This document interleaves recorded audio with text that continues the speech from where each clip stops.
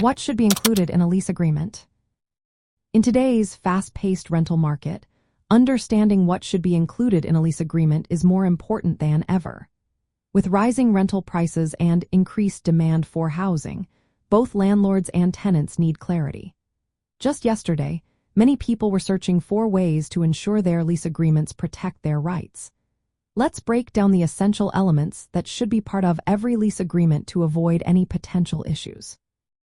First, the lease should include the full names and contact information of both the landlord and tenant.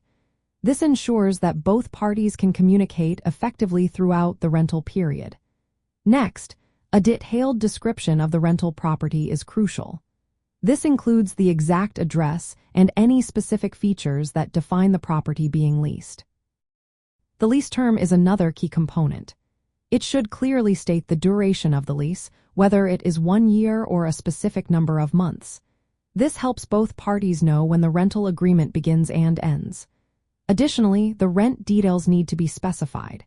This includes the amount of rent, due dates, acceptable payment methods, and any late fees that may apply. Another important aspect is the security deposit. The lease should outline the amount required, the conditions under which it can be used, and the process for its return. This protects the interests of both the landlord and tenant. Moving on, it is essential to clarify which party is responsible for utilities. This includes electricity, water, gas, and other expenses like property taxes or maintenance costs. Maintenance and repairs should also be addressed in the lease. It is important to define who is responsible for upkeep and how maintenance requests will be handled. Rules and restrictions regarding property use must be included as well. This covers pet policies, noise restrictions, and any limitations on alterations to the property. Landlords should specify their right to enter the property for inspections or repairs, including the notice period required.